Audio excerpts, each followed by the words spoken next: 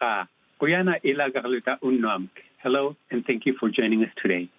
My name is Larry Guerrero. I am Yupik, born and raised in a small village in Alaska. I am the Technical Assistance Manager for the Alaska Region Training and Technical Assistance Center. Kuyana to everyone who has joined us for this Administration for Native Americans podcast.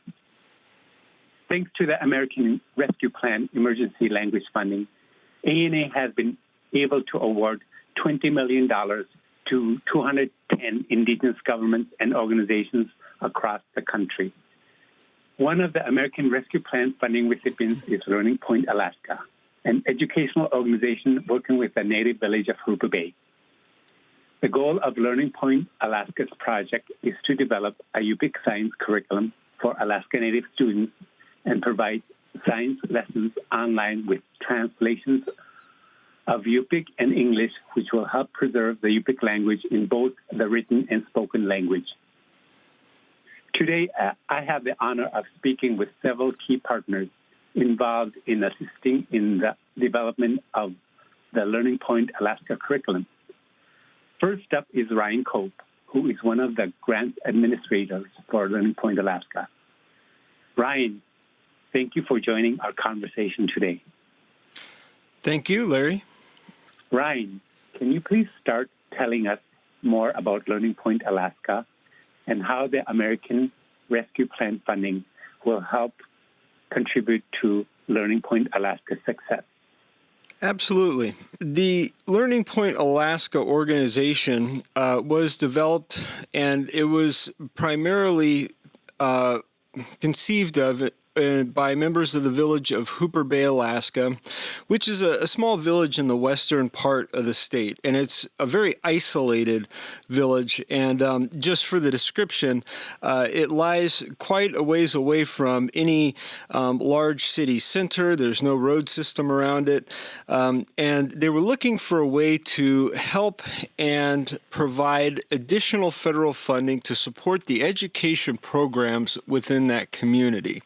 So Learning Point Alaska, they have a goal of trying to promote and preserve the Yupik language, and not just the Yupik language, but the coastal Yupik dialect, which is very specific to the region around Hooper Bay. And it's something where there are very few fluent speakers who are left alive today. And it's very important to the community and to Learning Point Alaska that we prioritize these projects to help preserve and then also teach this coastal Yupik dialect to the next generation growing up within the community, so that when they grow up, they don't lose out on that opportunity to hear and speak and enjoy probably one of the most important and one of the most, I should say, special and amazing parts of the culture there in Western Alaska, which is that coastal Yupik dialect. Can you describe to me more about the village of Hooper Bay?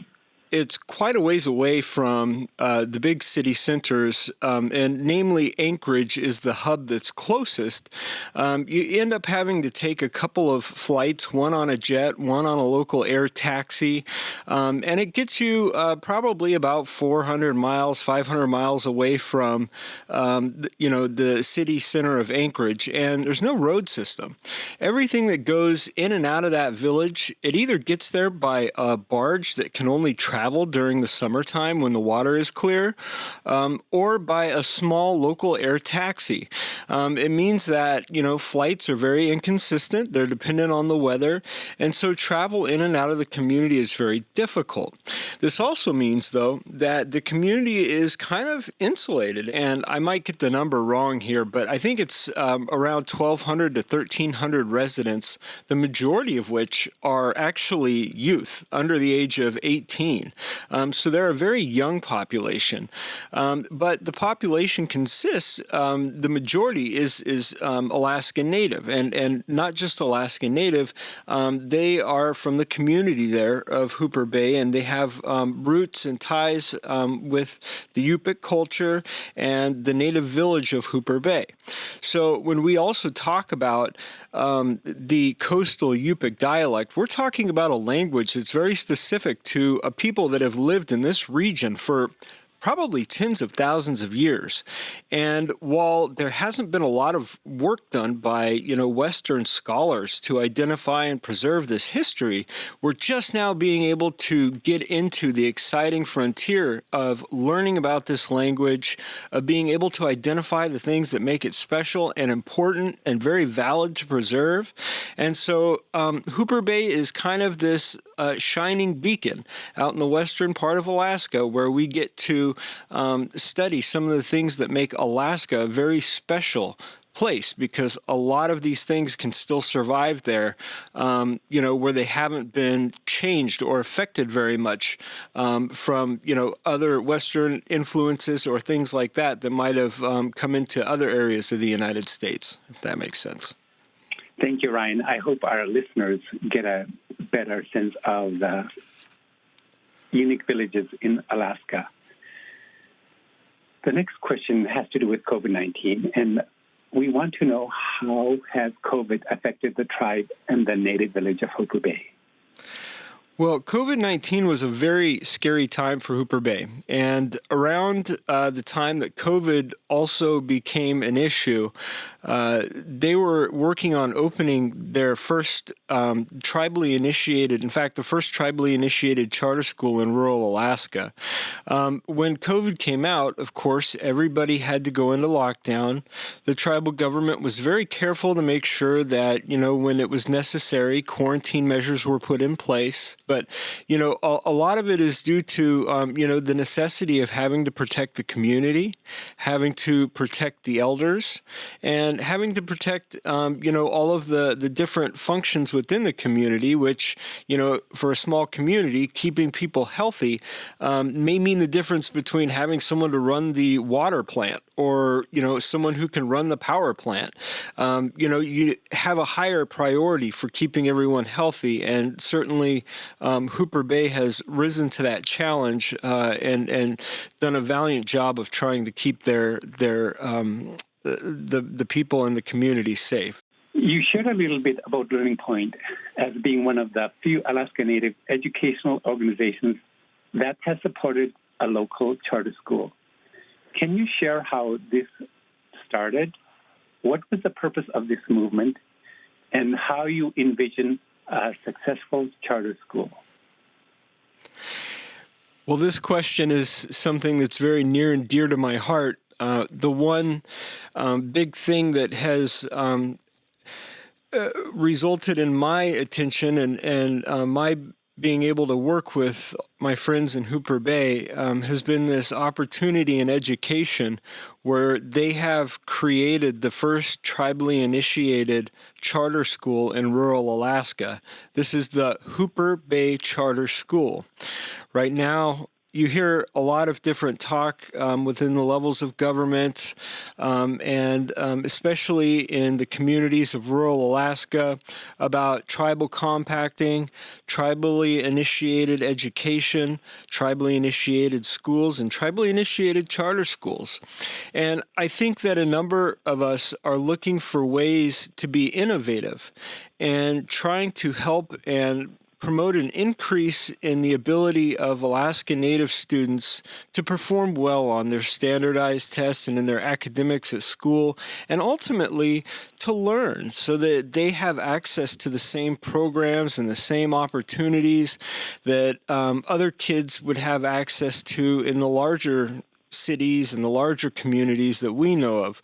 And just to, again, paint this picture, because Hooper Bay is so far away from these large cities and other centers of activity, there's kind of a disparity. There's a difference in terms of the amount of attention and funding that often makes it out to these villages. And so Learning Point Alaska is designed to help and ensure that resources get directed to this very special school in Hooper Bay, the Hooper Bay Charter School, where we're really trying to create and promote these innovative ideas, like this language preservation project, where we want to try and create something new, something interesting, but then also give the community that opportunity to develop the curriculum from that perspective, from the Yupik perspective, from that way of life, so that it shows a very relevant and valid set of ideas that maybe haven't been looked at by other schools.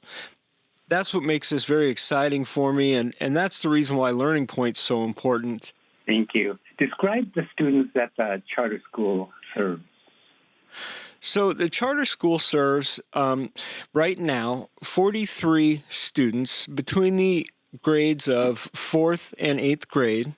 They're all Alaska Native students from the community of Hooper Bay. And so they're all from the community, which means that they're of Yupik descent, which means that they would be learning and have a reason to appreciate learning about the Yupik coastal dialect. So right now, that is the population of the school, and so the curriculum that is designed by the local school leadership is geared towards that cultural preservation and passing along that cultural knowledge and using that valid perspective of the community and that way of life in order to teach core curriculum to those students. It's a very cool thing that those kids get to learn. So your project will involve current technology, which I think is pretty exciting. How do you think teaching Yupik through some of these methods will enhance the education and perpetuation of the Yupik language? Well, technology is very important to the Hooper Bay Charter School. And the curriculum that's been designed there is a STEM curriculum, which is based around science, technology, engineering, and mathematics. They have a very special curriculum design that's a very innovative design called a base camp and trek model. And while I won't get into the curriculum design too much right now, I can tell you that the ability to learn about aspects of the world at large, the world around Hooper Bay, that community, the outlying areas, the things that are of importance to the students and their families and living a subsistence way of life. It's very easy to take those lessons and learn about them from a perspective of science, technology, engineering, and mathematics, and you tie those together with a subject like Yupik, where you help and have elders that can translate and take terminology and turn them into these Yupik words or these Yupik concepts that you can then teach the children. And so you start off with your lesson, you have some of that lesson translated, you work with the elders to help you and convey some of the meaning and the message behind those words. And before you know it, those students who are very excited to learn about technology and, these very modern ideas also get to have this lesson in culture and language that is tied in. And they get to learn something about coastal Yupik dialect, and they also get to learn something about technology and science, engineering, mathematics, all at the same time. So it's very exciting for the students, and it is actually proving a very fun way for them to learn. How will the materials or products that will be created benefit the education in Hooper Bay, the community, and the broader Yupik or Alaska Native or American Indian communities? That's a great question. There are a lot of materials that have already been developed in Yupik, as you mentioned. And right now, Yupik is very widely spoken in the state of Alaska. I think that last count, we're going with the number of about 36,000 speakers of Yupik that can be counted in the world today. But the reason why this project is so special and so unique is because it's not just based on Yupik. And as you can find out with most other languages in the world, there are regional dialects that make certain communities and their usage of a language to, very special and very unique. Well, that's the case with Hooper Bay, that over these tens of thousands of years, the dialect that's been developed, the Yupik coastal dialect, has some very specific features to it, some very unique key features that make it distinguishable from the other dialects of Yupik that are spoken. And as we can count now in the community of Hooper Bay, there's only 73 fluent speakers of the Yupik coastal dialect. And a sad note might be that most of the fluent speakers who are left in the world today who can speak this dialect are almost the age of an elder. They're over the age of 55. And the sad part is that we're in a race against time, really, to try and preserve this very special and unique dialect that's a very important and key feature and something that we should really strive to preserve in this world. And we're in this race against time to try and make sure that we can record and understand and translate this dialect so that we can make it available for generations to come. And so it's not just available to listen to or to look at on a book, but it's something that students can actually learn from and practice and utilize so that we don't lose it as a spoken language. Oyana, and thank you, Ryan, for taking the time to speak to me. Biuhoa, Larry. Thank you. And now I have the honor of speaking with William Nanning. William owns a store in Hooper Bay and has worked as a magistrate, city mayor, and city administrator. Since 2017, William has volunteered for the Hooper Bay Charter School and served as a chairman for the Academic Policy Committee. William, thank you for joining us today. William, who are you, and can you please share a little bit about yourself to our audience? My name is, my Yupik name is Nuyahalik. My father calls me Nuyak. I was born and raised here in Hooper Bay. I love the village. When I start taking a position of a leadership in the village, an elder stopped me and told me that I am really a servant. So I describe all the work and things that I do in service of others. So that's who I am.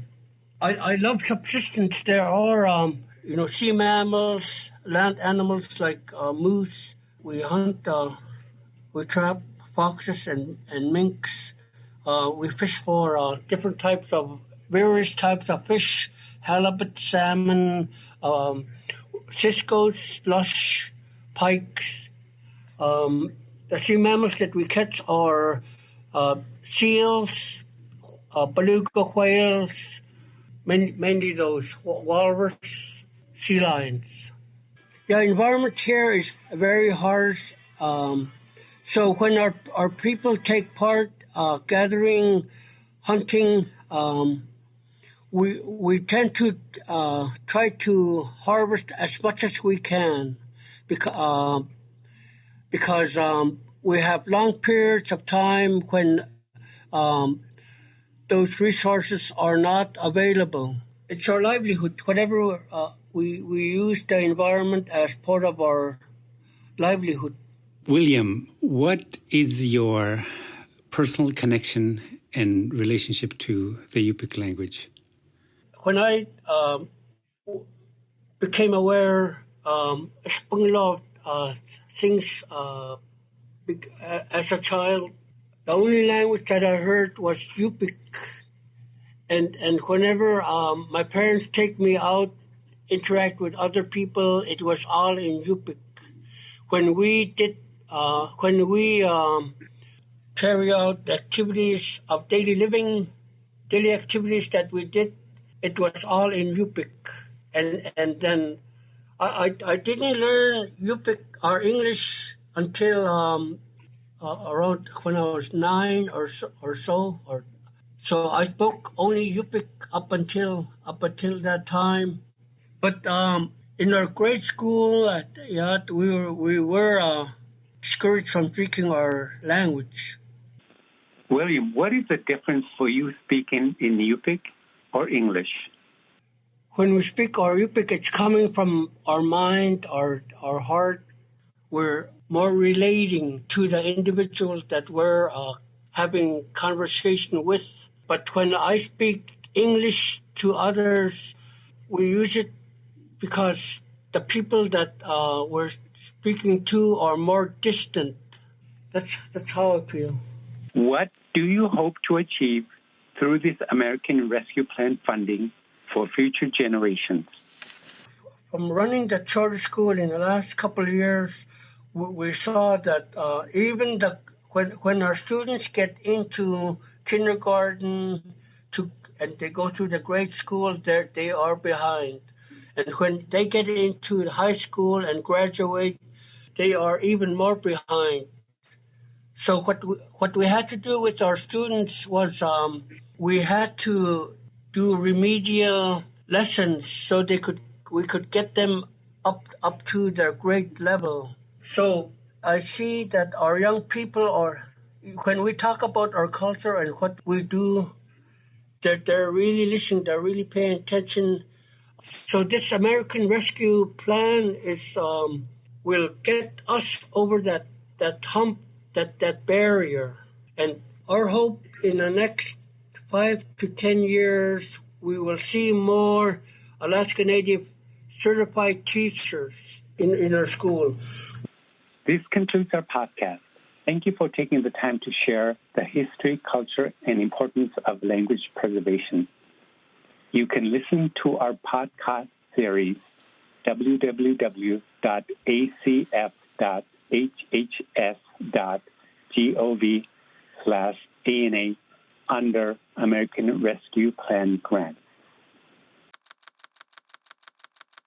Produced by the U.S. Department of Health and Human Services.